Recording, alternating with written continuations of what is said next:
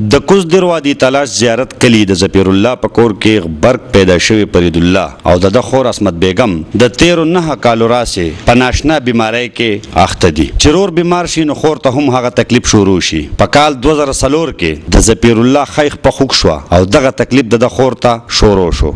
ضرور خپل خود جوړېدو په ځای کټ شو چې نور بدن بچ شي او د خور خپې ته راډونه ولګېده. خو ډاکټرانو د کټ کولو غږ ورکړی دی. ځوانه غبرګون پیدا شوی د پیدایش نه مونږ ټیکو انتر دې پورې چې د اتم نه هم پورې مې سکول وی د اتم نه چې بیا د لسم ته شنو مخ په خراب شو د هغې نه بیا ورو دا سیوا کېده تر دې پورې چې مونږ د تیمرګر نه ډېر علاج وکړو.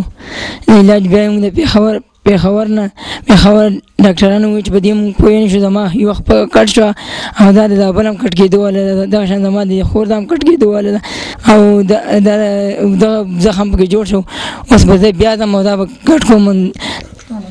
نن سبا فرید الله چې یو وخت په کټ شوې ده په کیڼ خپه دانې دي او اوبه کوي نو خورې هم په دغه تکلیف سره مخ ده او خپه یې تړلې ده. چې ډاکټر لرم چې ډاکټر پکې راډونه ولګول کنه چې دغه نه شوله چې بس ته بله د خرابه شوله. د دوی پلار د خپل اولاد د خاطره د ډاکټرانو په وینا په لکونو روپۍ خرج کړي خو بچي بیا هم ښه نه شو. دا ماشومان دواړه برق بیماره پیدا شوي دي. دواړو ته یو مسله وجې د تیمرګر نه اسلام آباد پورجي ته لاړم او پینډه کېږي پټي مې ولم خاص کړه قازونه مې ولم ورکړل جي او ساړي موډي هغه ټوله ما په دې ختم کړل. د دې په علاج د خرج باوجود د بیماری اصل وجه نه معلومېدو او ډاکټرانو ناپوهۍ د دې رشتہ دار هم نا امیده او حیران کړي دي. دا ماشومان چې دي د دوه زما خوريونه دي د دې لوکل نواله تر د اسلام آباد ډاکټرانو پورې چې کوم د موږ وګرځو خو موږ ته هیڅ صدافت ونه لګي د ډاکټرانو د سایډ نه هغه ول ټریټمنټ هم ورکو او چې د دې مسله سره ډاکټران په دې باندې پوه نه شو او دا ماشومان د یو خپې کټ شوی دا بل هم کټ کیدونکې ده